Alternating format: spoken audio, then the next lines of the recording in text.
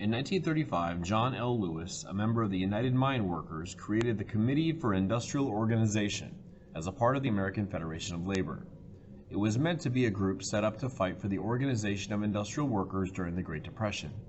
The American Federation of Labor leadership, however, saw the CIO as an enemy, refusing to work with it and demanding that it dissolve.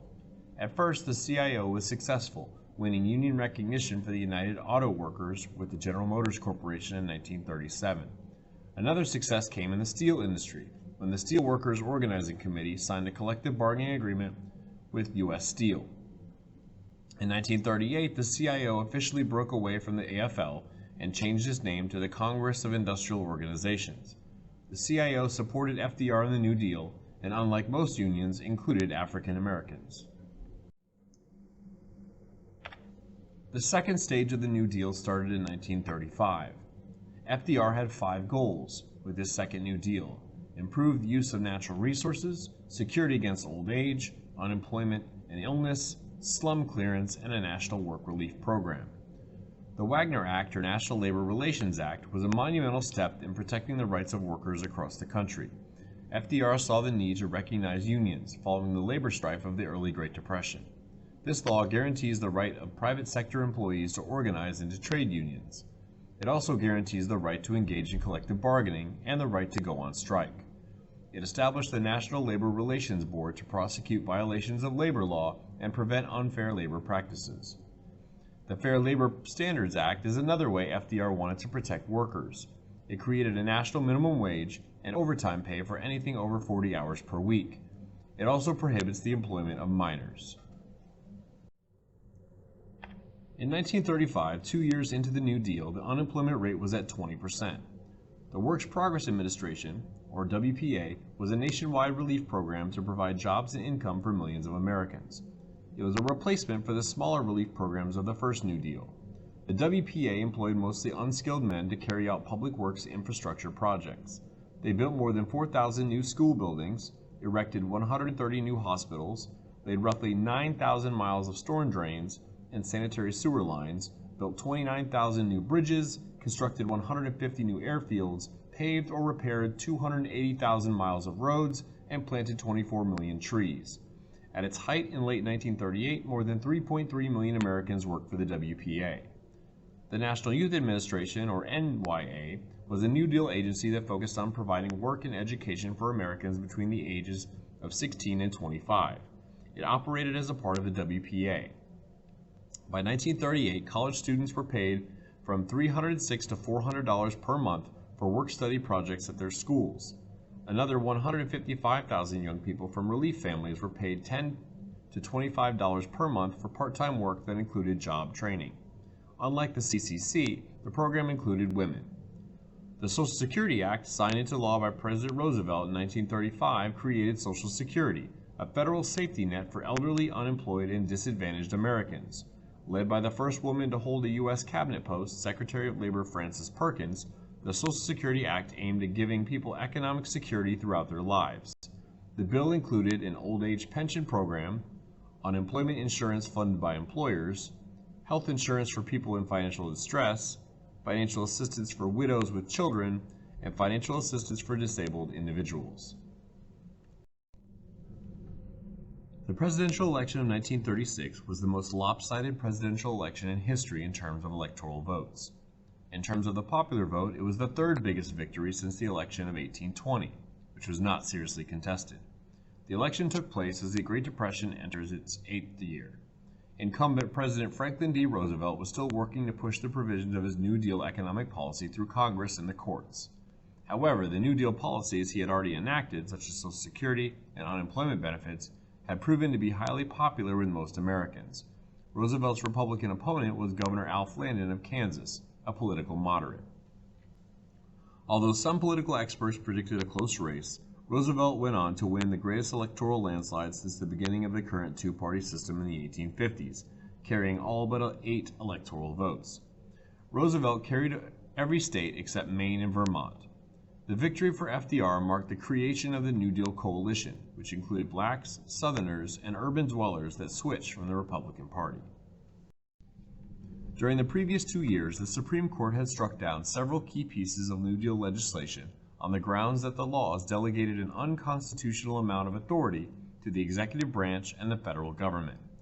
Flushed with his landslide re-election in 1936, President Roosevelt issued a proposal in February of 1937 to provide retirement at full pay for all members of the court over 70.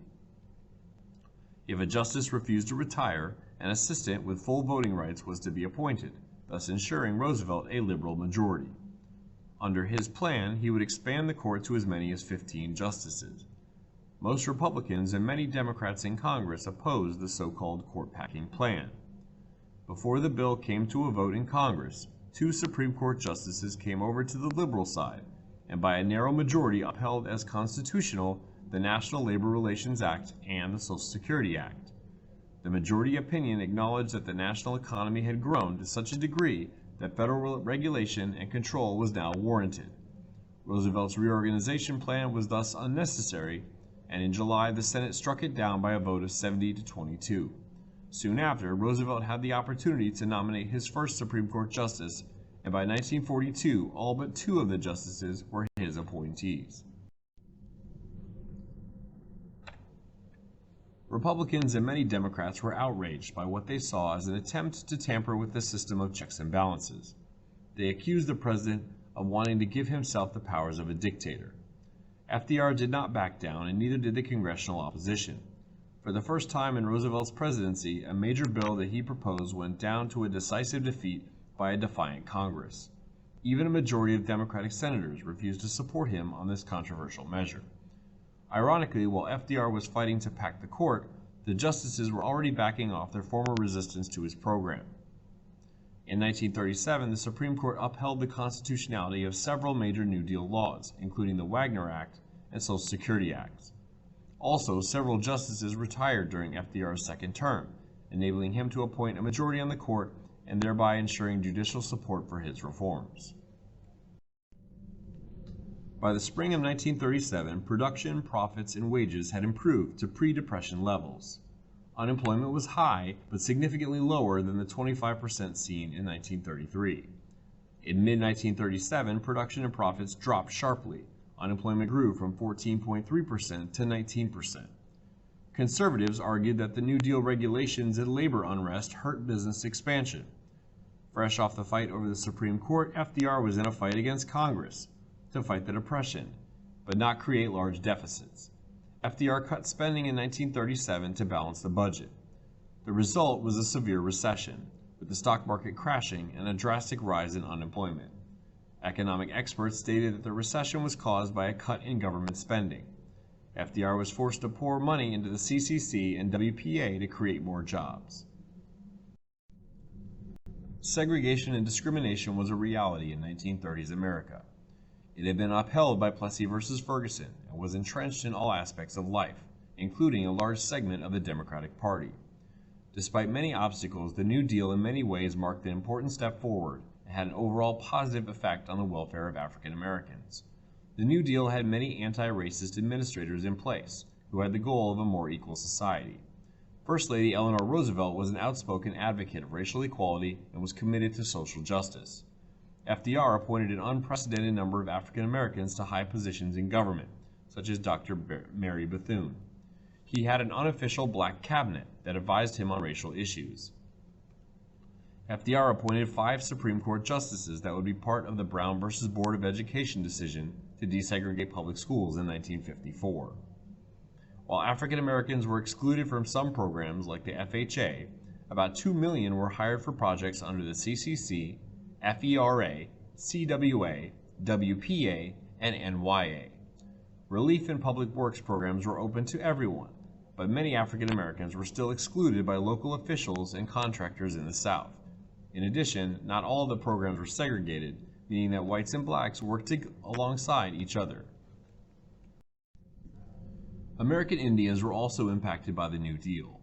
FDR appointed John Collier to become the Commissioner of Indian Affairs. For many decades prior to the New Deal, government policy towards American Indians was one of assimilation, privatization of tribal lands, and the suppression of native cultures. He created the Indian Reorganization Act of 1934. This law improved the political, economic, and social conditions of American Indians in a number of ways. Privatization was terminated, some of the land taken was returned, and new land could be purchased with federal funds. A policy of tribal self-government was implemented. Tribes were also allowed to incorporate businesses and credit established to further such business, and education and employment opportunities were greatly enhanced. With Mrs. Roosevelt's urging, FDR appointed women and minorities to positions they had never held in any administration. He appointed Frances Perkins to be the first female cabinet member as Secretary of Labor. She helped create the most influential piece of legislation to come out of the New Deal, the Social Security Act. Many women worked on FERA projects. The WPA was the first program to directly assist women. It included single women, widows, or women with disabled husbands. Many women worked on sewing projects, making bedding and clothing that were given to hospitals and charities. In addition, some were hired for the WPA's school lunch program. The New Deal fundamentally changed the role of the federal government in the lives of its citizens. Number one, it increased the power of the federal government. Number two, it created the imperial presidency, meaning that the president now had much more power than he did in previous administrations. The federal government would use deficit spending to maintain the economy. Number four, we had the creation of a welfare state. Number five, the federal government will take responsibility for the welfare of the people. Labor union membership will also increase, and giving unions the ability to collectively bargain. The federal government also accepts responsibility for the health of the economy. And finally, it shifted political power with the creation of the New Deal coalition.